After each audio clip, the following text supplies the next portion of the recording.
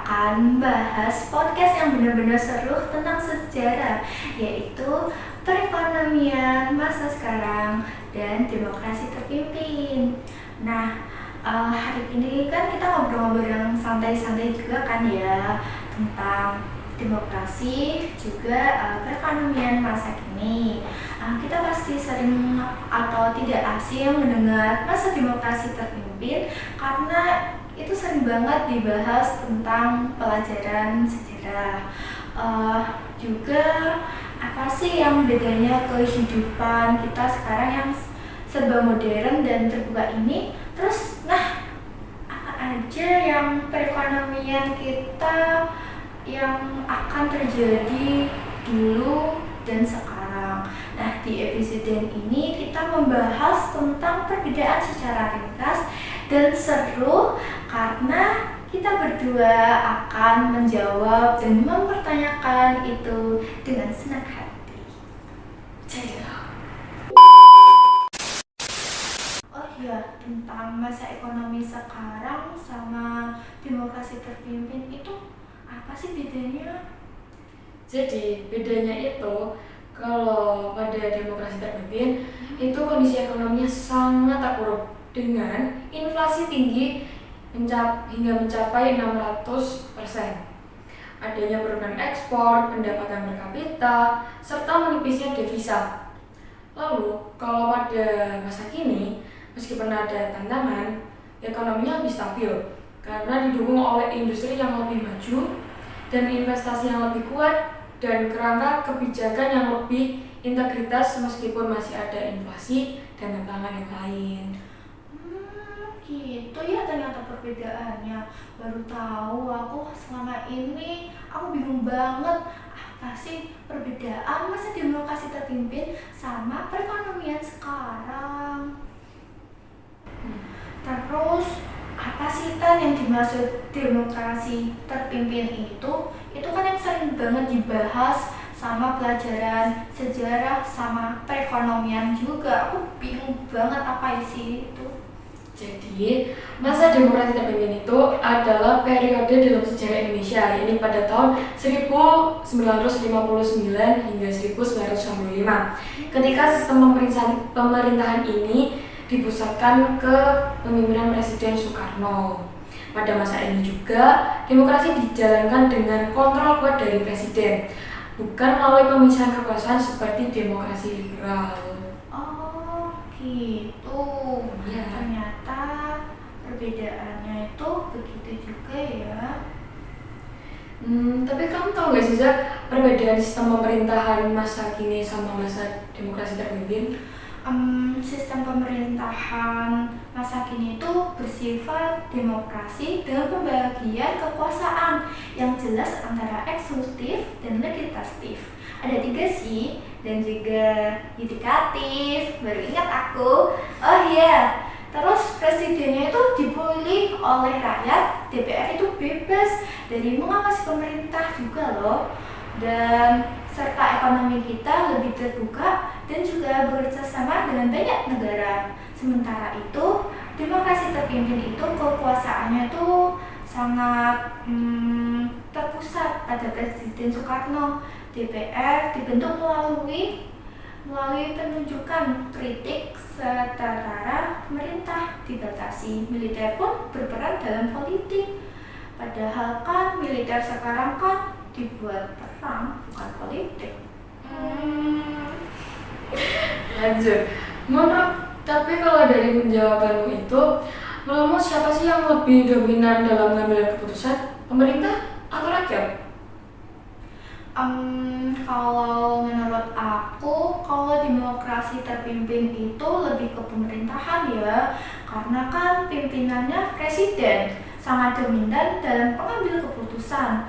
Kalau masa kini, rakyat pun turun tangan apapun. Kedaulatan yang tertinggi melalui partisipasi dalam pemilihan. Setiap tanggal, beberapa tahun kita itu selalu mengadakan pemilihan presiden juga untuk memilihkan umum dan hak untuk mengkritik pemerintah meskipun kekuasaan eksekutif masih kuat. Dan juga proses pengambilan keputusannya itu melibatkan berbagai lembaga negara. Kita kalau turun tangan sangat mengerikan, guys. Oh, itu boleh dicontoh guys. Apalagi juga tambahan juga kita sebagai generasi muda juga biasanya peran dalam media sosial itu juga sangat ya Pengaruh banget ya. pengaruh banget. Jejak digital tidak bakalan hilang begitu aja. Ya betul. Terus gimana sih Tan tentang peran pemuda di masa demokrasi terpimpin dibandingkan peran pemuda ini dalam pembangunan bangsa? Jadi peran pemuda dalam masa demokrasi terpimpin itu banyak diarahkan untuk mendukung agenda politik pemerintah, terutama pada konsep NASAKOM, yaitu nasionalis, agama, komunis. Dan juga mereka itu disuruh aktif dalam organisasi besar. Salah satu contohnya itu Pemuda Rakyat.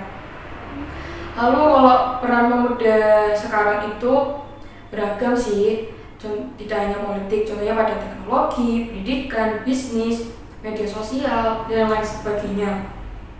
Dan juga pemuda sekarang tuh lebih mandiri, jadi nggak kayak dulu lagi. Tuh. Terus menurut kamu Zak, tantangan ekonomi apa sih yang dihadapi masyarakat pada masa demokrasi terpimpin dan masa kini?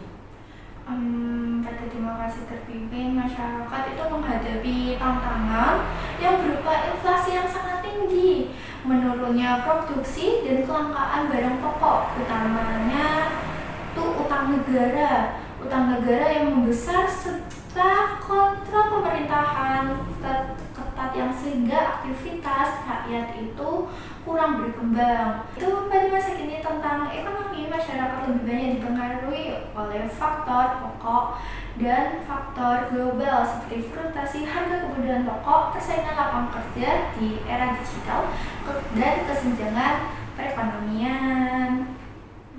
Oh iya, untuk inflasi masa demokrasi terpimpin kan itu kan inflasinya sangat tinggi banget ya. Terus gimana sih kondisi inflasi Indonesia sekarang?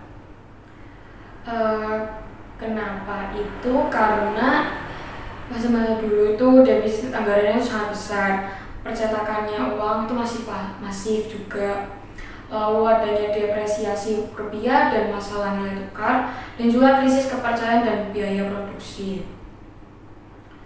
Lalu kondisi inflasi Indonesia sekarang itu sangat stabil, tidak seperti dulu yang sampai meledak gitu. Jadi inflasi saat ini tuh jauh lebih rendah, terkendali juga, dan dengan kombinasi kebijakan moneter. Gitu. Terus gimana sih kebebasan pendapat rakyat saat masa demokrasi terpimpin dibandingkan dengan sekarang? Kalau menurut aku perbandingannya itu kalau demokrasi terpimpin itu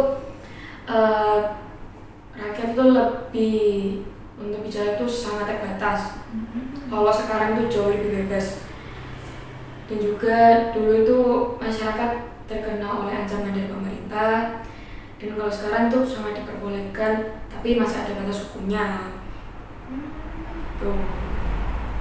Berarti masalahnya itu tentang perekonomian yang susah banget dikasih pendapat gitu kah? Atau gimana ya?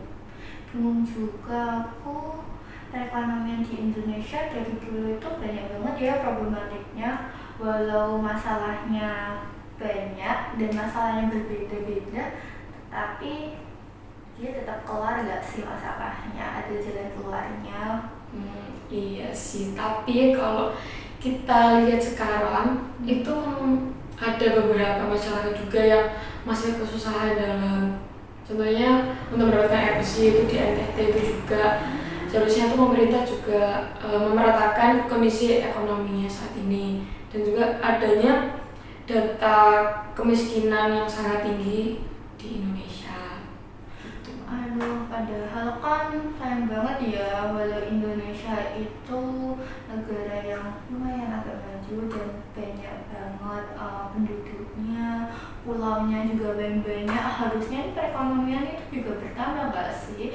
Kayak negara-negara sebelah yang dimana itu pemerintahnya itu sangat tertib banget, dia itu lebih fokus kepada penduduknya, rakyat-rakyatnya agar tidak sesuatu kekurangan yang bisa terjadi kayak penyakit-penyakit, kekurangan pengobatan atau kekurangan pendidikan. Seharusnya pemerintah itu lebih fokus kayak gitu nggak sih, daripada kayak tentang pembangunan-pembangunan yang lebih ke pemerintahan saja, bukan ke rakyatnya. Padahal rakyat itu pendapatnya itu lebih luas, apalagi rakyat tanpa rakyat juga pemerintah itu gak bakal maju.